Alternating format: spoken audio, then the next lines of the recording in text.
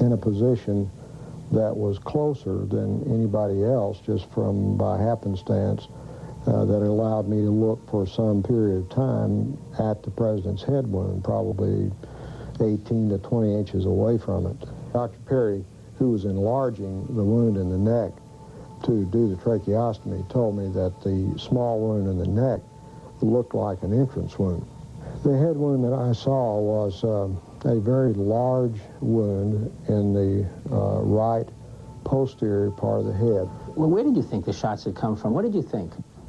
But I think, even then, that I would have thought that this was certainly an exit wound in the back of the head, and that therefore the shot must have come from the front. I viewed the autopsy pictures. They had the frontal part of the cerebrum here and the skull out.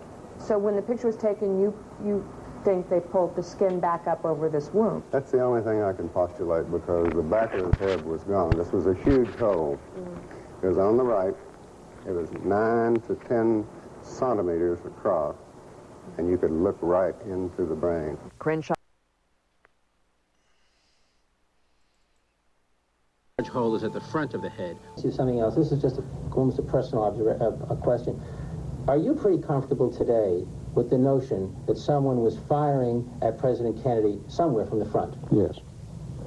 Are you equally comfortable, or are you not comfortable with the notion that there is forgery of some sort in the official documents of this? I feel there probably is. I certainly could not be held down to saying exactly how that is, or even approximately how it is, perhaps. But I feel that there has been some kind of attempt to cover up what was going on.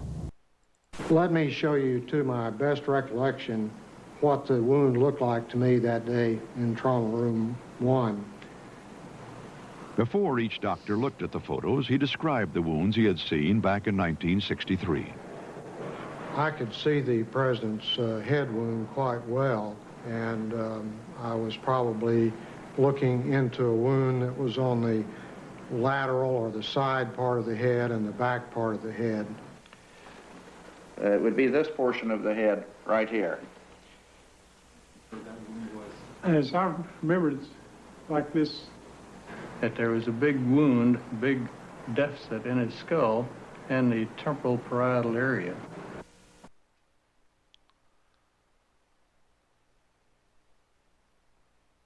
Now, here's what the Warren Commission in their autopsy, they claim the autopsy showed. A small little wound in the back of the head. Yet on the Mormon photo, as we go in, take a closer look, I did many years ago. Something very unusual you see here. Here's somebody else that has examined this.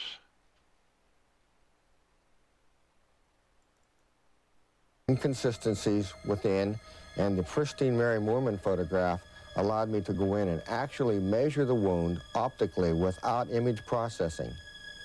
As we go into the wound and as we expand the wound and magnify it, you can see that the pixel elements, or each one of these little dots, is represented by dark squares or light squares. Now, if there were no wound in the rear of President Kennedy's head, all of the squares would be the basic reflective value, or the basic shade of gray, that his normal hair coloring would be on this day. Every time, in my years of experience with this, when there is a concave or convex area that is a deformation of the overall image, there is absolutely no question that the case is, as it goes darker under this situation, that this is going from an area on the top of President Kennedy's head down into an extremely deep hole, because the entrance wound that supported this exit wound was fired from the right frontal area of President Kennedy, and it exited through the rear. Instead of trying to find shooters or gunmen in the photograph. Well, I tried to find shooters in the photographs, and I found a few other things too. Now, before these images were made, were found, the Warren Commission defenders had some little hope, some case to keep fending off reality and truth. But even with this truth before their very eyes, they're still trying to deny this fact. Now, is this the only image I've got of the back of the president's head? No. I also looked somewhere else. Thanks to Robert Grodin's enhancements of the Zapruder film, they were zoomed in some. I've zoomed in either further, and this is what I see. So we have two independent photos here, the Mormon photo and the Zapruder film, which both show this large wound in the back of the president's head. This is not words. This is hard evidence, hard photographic evidence of an exit wound in the back of the president's head.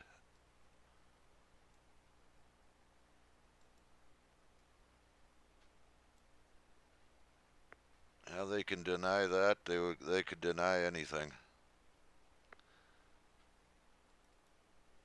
Large hole is at the front of the head. See something else. This is just almost a personal a question. Are you pretty comfortable today with the notion that someone was firing at President Kennedy somewhere from the front? Yes. Are you equally comfortable, or are you not comfortable with the notion that there is forgery of some sort in the official documents of this? I feel there probably is. I certainly could not be, held down to saying exactly how that is, or even approximately how it is, perhaps. But I feel that there has been some kind of attempt to cover up what was going on.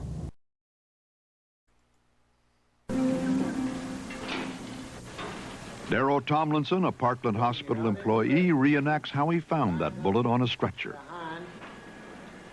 The bullet was ballistically traced to Oswald's rifle. The Warren Commission concluded that it was the bullet that had wounded both men and that it had fallen out of Connolly's clothing onto his hospital stretcher. The bullet was found here in this area, and not on that stretcher. That's the stretcher I took off the elevator. The stretcher he took off the elevator was Connolly's, so Tomlinson found the bullet on a different stretcher not connected to the case. This led critics to claim the bullet was planted, but the commission decided Tomlinson was mistaken. It was there when I came up. This is the bullet. Could it look like this after it went through Kennedy's neck and then struck the governor? But after the body arrived at Bethesda Naval Hospital for the autopsy, many problems followed. The autopsy should have determined how the gunshots killed Kennedy and where the bullets entered and exited his body. Dr. James Humes, a Naval Hospital pathologist, not a forensic expert, was in charge. This was his first autopsy involving gunshot wounds. It resulted in many irregularities. He did not examine Kennedy's clothing to locate and confirm entry and exit wounds. He did not dissect the neck wound to trace the bullet's path through the body. He did not locate the wounds with reference to fixed body landmarks, and he apparently made errors of several inches in drawings locating the wounds.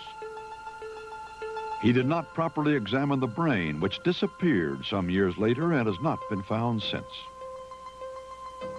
He didn't realize there was a bullet wound in the front of the neck until he contacted the Dallas doctors the following day. By then, the body had been removed and re-examination was impossible. And finally, he burned his original autopsy notes before they were made public.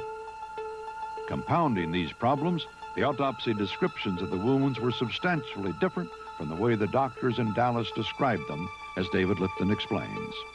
We have two groups of doctors seeing the body, which is evidence. Their observations are 6 hours apart. What did they see in each area of the body? In the area of the neck, President Kennedy suffered a wound in Dallas, which was described as an entry wound. If Kennedy was shot from behind, the wound on the front of his neck had to be an exit wound. But that's not what Nurse Audrey Bell, on duty in the emergency room that day, recalls. It looked small and round, like an entry wound, instead of larger, like an exit wound could often look. The wound was about 5 millimeters or a 1/4 inch across, the size of a pencil, right at the throat, at the Adam's apple. That wound, Dr. Perry made a tracheotomy through. Lifton claims he was told by the Dallas doctor who made the tracheotomy that his incision through the neck wound was smooth and less than half the width described by Dr. Humes, the autopsy doctor. More significantly, he describes it as having widely gaping irregular edges. So the inconsistency here is that we have a widening of a wound, which in Dallas was thought to be a bullet's entry. At Bethesda, in the autopsy report, their conclusion is that this is the exit for a bullet, which entered from behind. At best, confusing. Dr. Robert McClelland saw the wounds firsthand at Parkland Hospital in Dallas. The wounds are consistent, I think, not with the bullet having been fired from the 6th floor of the depository building from behind the president, but from somewhere around the grassy knoll or the triple underpass, somewhere in the front. Seeing that Zapruder film and noting the way the president was thrown backward violently to the left, and having seen that wound, I thought to myself, there's no way that that could have come from the 6th floor behind him. And what of the president's other?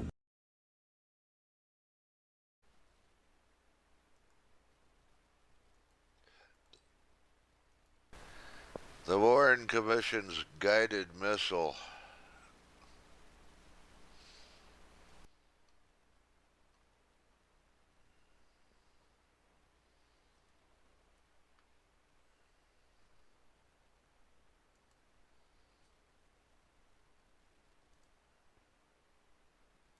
The death of Lee Harvey Oswald played a key role in the writing of the autopsy report, as Weisberg later found out. There was nothing about the autopsy that wasn't unusual, including where Dr. Humes wrote it. Understandably, he worked late at night, early in the morning at the Navy Hospital. Instead of going back to his office and working there the next day, he just got everything that he could and went to his, what more appropriate place can you have, his recreation room. And in his recreation room, he wrote out an autopsy report. He just finished writing out, this is his testimony, by the way. He just finished writing his report out when he hears on television that Oswald's been killed. Well, you might ask, what difference does that make to his report? There's only one sense in which he can make a difference. And that is, he knows very well there's not going to be any trial of Lee Harvey Oswald. He's dead. So Dr. Humes said he rewrote the autopsy and burned the originals there. Dr. Humes' destruction of his original draft, later certified and approved by the president's personal physician, went unchallenged by the Warren Commission. Although we will never know for certain what the original report contained, the evidence appears clear on this point, that once Oswald was dead and there was no possibility of a trial, the autopsy doctors deliberately mislocated the wound in the president's back, a falsification which was essential to the commission's contention that Oswald was the sole assassin.